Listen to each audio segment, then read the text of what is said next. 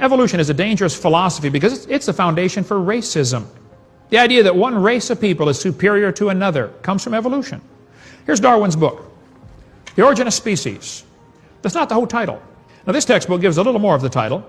It says that Darwin wrote a book called The Origin of Species by Means of Natural Selection. Oh, they're lying. They're not giving the whole title. I've got it right here in my hand. Here's the title of the book. The Origin of Species by Means of Natural Selection, or the Preservation of Favored Races in the Struggle for Life. Favored races? Now, Charlie, that's not politically correct. Oh, it was in 1859 when he wrote the book. We had slavery in America. Darwin thought natives were just advanced animals. Darwin said at some future period, not very distant as measured by centuries, the civilized races of man will almost certainly exterminate and replace the savage races. Darwin said from the war of nature and famine and death, the most exalted object we're capable of conceiving, the production of higher animals, follows. Higher animals.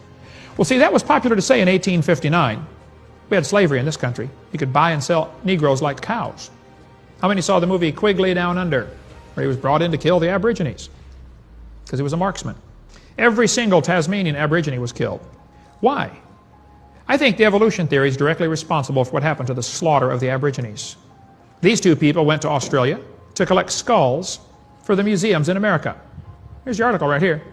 A New South Wales missionary was a horrified witness to the slaughter by mounted police of a group of dozens of Aboriginal men, women, and children. 45 heads were boiled down and the best 10 skulls packed off for overseas. They shot them just to get the bones. Smithsonian has 33,000 sets of human remains in their basement. They call it the Army of the Potomac. These are used as evidence for evolution. Charles Darwin's cousin, Francis Galton, started a movement called the eugenics movement to purify the human race. Let's get rid of some of these inferior races. They drew in from all branches of science to make eugenics, to improve humanity. These ideas gave rise to American laws that empowered doctors to sterilize people they judged to be unfit. As a result, Black estimates that some 60,000 people were sterilized in the United States over the course of the 20th century. Some doctor thought, oh, they're not fit to be a mom or a dad. They sterilized them. This is in America. The most chilling, though, were the ways which American eugenics influenced their German counterparts. Hitler said, I have studied with great interest the laws of several American states concerning the prevention and reproduction by people whose progeny would, in all probability, be of no value or be injurious to the racial stock. 1904, St. Louis had the World's Fair.